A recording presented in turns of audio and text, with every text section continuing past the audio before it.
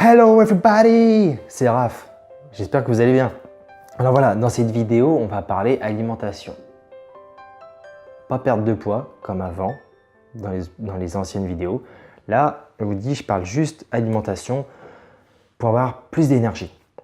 Ce qu'il faut savoir, c'est que avec l'alimentation, soit tu gagnes en énergie, soit tu perds en énergie. Soit tu gagnes, soit tu perds. Il n'y a pas de stagnation. D'ailleurs, dans la vie, c'est pareil. Soit tu progresses, soit tu régresses. Il n'y a pas de stagnation.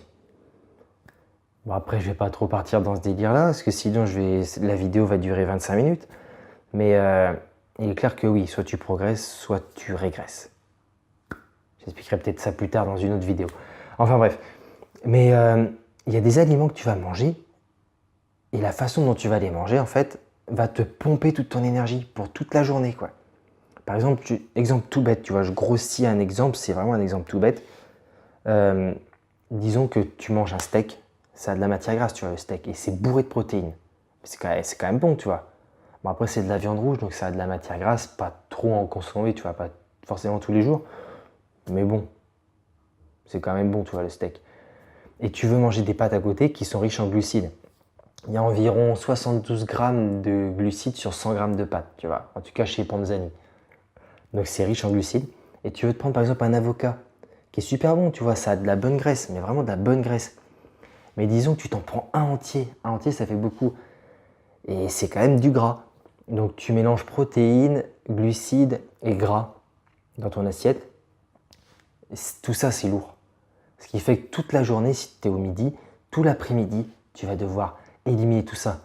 Ton foie, il va devoir filtrer tout ça. Ton organisme va se battre, va dépenser de l'énergie pour éliminer ce surplus que tu as à l'intérieur. Ça bouffe toute ton énergie. On ne se rend pas compte, mais je peux t'assurer que ça bouffe ton énergie.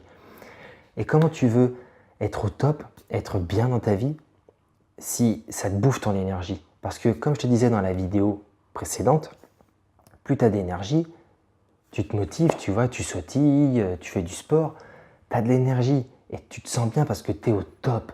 Quand tu es au top, tu te sens bien, tu es confiant. Mais quand tu n'es pas au top, que tu perds de l'énergie parce que tu as trop mangé, tu manques de confiance en toi. Et si tu répètes ça à chaque repas, tu n'as pas confiance en toi.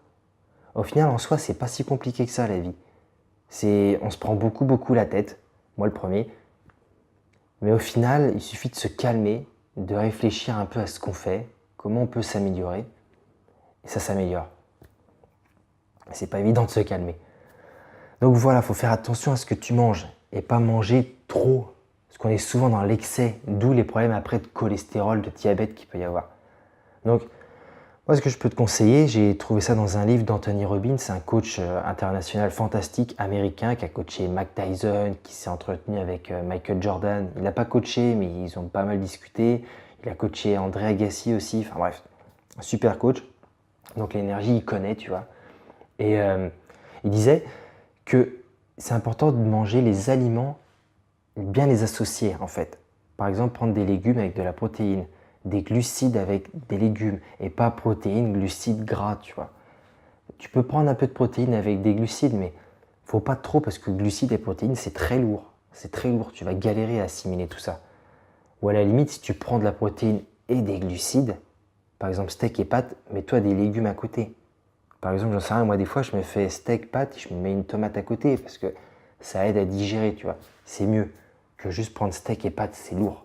Donc, si tu peux assimiler les bons aliments ensemble, ça va faciliter ton niveau d'énergie. Il va augmenter. Ton organisme, il ne va pas lutter contre ça. Il ne va pas lutter contre un surplus de glucides ou de protéines dans ton corps. Et c'est ça qui est important. Parce que ton organisme, il va augmenter son niveau d'énergie. Il ne va pas passer la journée à éliminer le surplus. Là, tu es bon. Si tu restes raisonnable, que tu manges les aliments qu'il faut, tu augmentes ton énergie. Après, dans une autre vidéo, je parlerai tout simplement des aliments qui peuvent te donner la pêche, car crois-moi, il en existe. Si tu manges certains aliments, tu vas avoir une pêche d'enfer. Mais il faut savoir lesquels. Mais ça, ce sera certainement dans une autre vidéo si ça vous intéresse.